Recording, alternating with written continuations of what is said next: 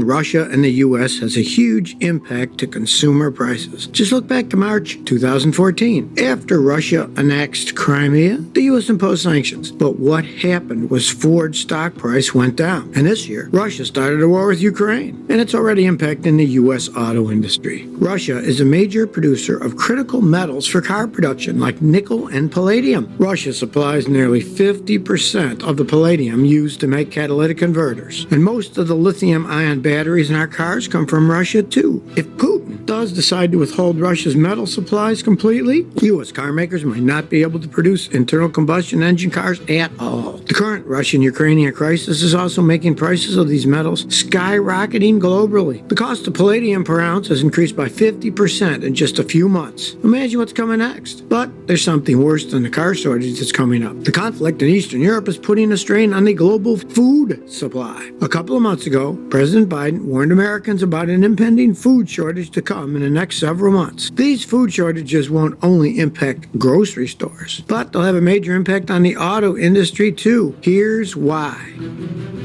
To understand how these global food shortages even came about, we have to travel back in time about 2 years ago, all the way back to March 2020. That's when the pandemic started spreading around the globe. Entire countries were going under lockdowns. Those lockdowns forced schools and restaurants to shut their doors for months. This completely blindsided the farming industry because the demand for their food products dried up, and so they had to destroy all the extra supply they had. For example, that included dumping tons of gallons of milk, plowing through entire crops, and even euthanizing their own livestock. But it wasn't only the farming industry that was suffering. With restaurants and businesses closing their doors for uncertain time, people lost their jobs, unemployment skyrocketed, and in the meantime, government printed money to send out stimulus checks. The problem was that this led to shortages at food banks. Really, the lockdowns in 2020 were just the first drop in a food shortage that will only get worse. In the months leading to 2021, grocery stores worldwide were already finding their shelves empty. But it's not over yet. Analysts expect these food shortages to only increase in magnitude. But now, it's not directly because of the pandemic. Now it's due to the conflict in Eastern Europe. And the effects of these food shortages are going to reach a lot closer to home than you might think. This past March, Biden spoke to reporters at NATO headquarters and warned Americans that a food shortage is impending. Because of the sanctions against Russia, Russia is retaliating big time. They've reduced exports of their natural gas, crude oil, grain, and rare earth metals. They've also reduced export of fuel for nuclear power plants in the U.S. And they're blocking shipping of wheat from Ukraine to the entire world. Here's what we do agree on now. They are anticipating that higher energy, fertilizer, corn, and wheat prices could impact the price of growing and purchasing critical fuel and food supplies here in America and around the world. Here's the thing. Ukraine and Russia are both major exporters of fertilizer. But it's not just the U.S. government who's talking about an impending food crisis. Farmers and truckers across the country have been sounding the alarm. It's up 66% this year, wheat up 22.7%. For example, one man tweeted that farmers in the South can't get fertilizer for their crops and that farmers in the Midwest can't get nitrogen or fertilizers. He said, buckle up, folks, because the media isn't even warning you. Talking about sounding an alarm. Another farmer spoke out saying that he and other farmers across the country believe that dramatically increased costs for fertilizer will make it impossible for farmers to profitably plant corn this year. Operating costs for things like fertilizer, seeds, and liquid nitrogen are almost triple and quadruple the old prices. It will not be profitable to plant this year. Some farmers. When safe drivers save for not answering their phone while driving, they feel like a big deal. Did you get the ice?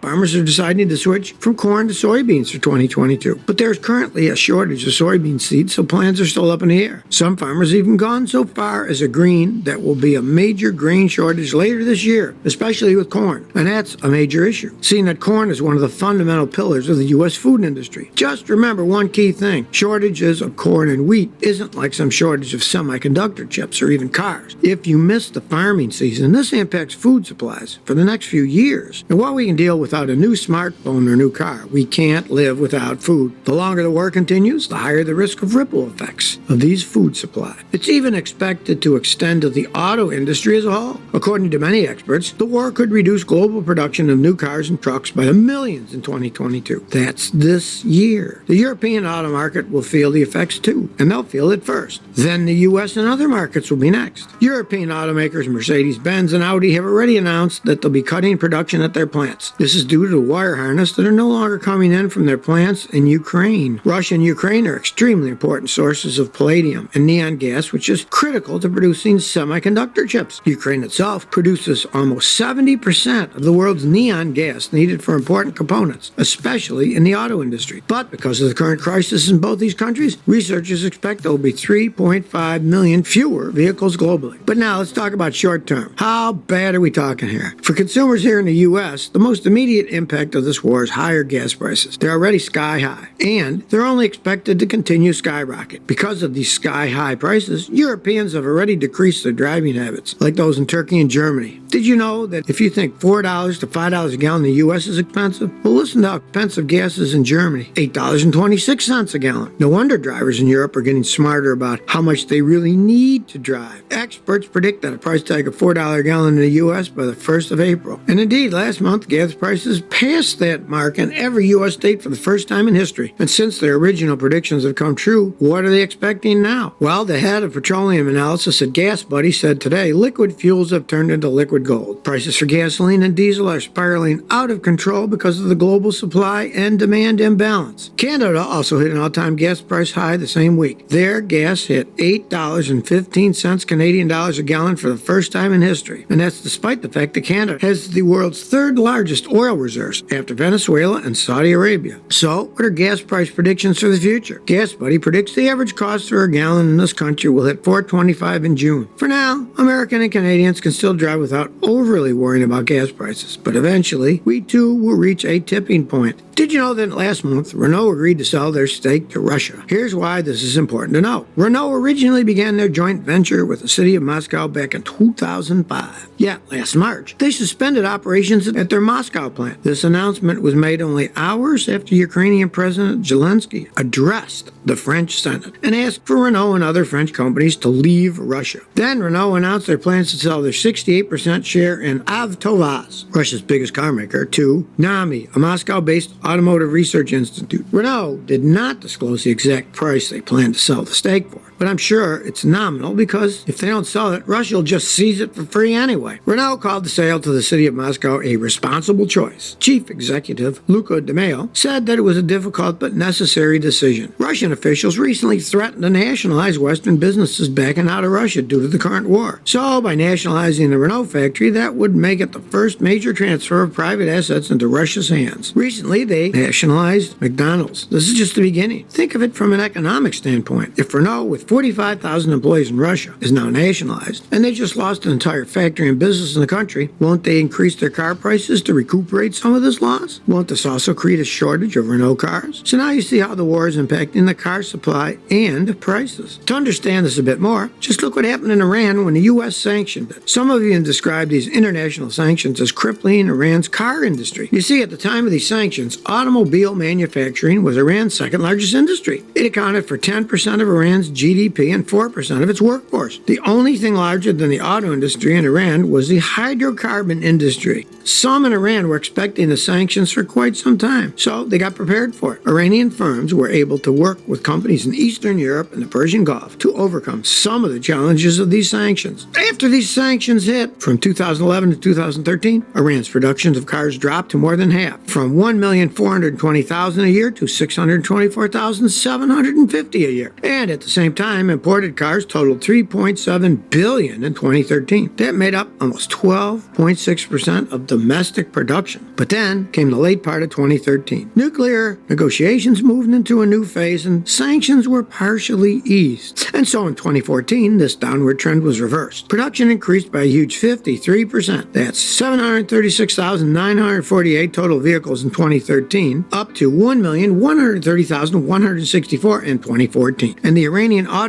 industry as a whole grew 41% in April of the same year compared to the one prior. These sanctions also led to the sharp devaluation of the Iranian currency, a devaluation of more than 200% since the sanctions were reinforced. Because of this, the price of imported cars skyrocketed. And so many Iranian consumers turned to domestic cars. To produce a car in Iran cost about $2,500. The average imported car cost around $8,000. So you can understand the pull towards domestic cars and away from imports. In 2014, Iran produced 1.1 million vehicles, and you'll never guess how much of that ended up saving them, almost $6 billion. Interestingly enough, during that same period, Iran decided to expand trade relations with Eastern Europe and China. Chery, a major Chinese auto manufacturer, had begun exporting cars to Iran in 2005. But after these international sanctions, more than 20 Chinese automakers and manufacturers entered Iran's market. That included companies like Shangwan, Leaf Van, Haima, Dongfeng, Futon, Brilliance, and MG. Have you even heard of these car makers? Obviously, most Americans haven't. Those are cheap cars, but they take you where you need to go. Anyway, after all that, in 2018, the U.S. reinstated sanctions on Iran. Total value of imported contents for car manufacturing was cut by $2.5 billion. So, did that end up destroying Iran's auto industry completely? Far from it, believe it or not. Iran's auto sector has started standing on its own feet, even though they had previously been relying on imported car kits for years. Once these foreign companies stopped supplying to Iran shocked the auto industry as we know it. In fact, Iranian officials have now started referring to these sanctions as a blessing. That's because these sanctions motivated Iran to build and rely on their own cars. Right now, each Iranian-made car requires $1,500 to $1,700 US to make. You'll recall it was $2,500 in 2013. But Iran expects that figure to decrease exponentially, thanks to government support. In fact, an Iranian deputy industry minister recently stated that Iranian automakers would produce more than 1.3 million cars in 2021. That's a whole 50% jump in production, despite all the U.S. sanctions. And I predict a similar thing will happen to the Russian car industry. No, they won't drive BMW or Cadillacs because of sanctions, but now they'll start making Ladas for $1,500 or whatever, and they'll still drive them wherever they need to go. So really then, who's losing out as a result of sanctions? All foreign car makers who stop exporting to Russia at the end of the day are losing out in that market. As global food shortages gets worse, and believe me it will, then consumers will deprioritize new car purchases completely. But for now, please share this video with family and friends, and save this video on your watch later list and check it out again next year when I can say, I told you so.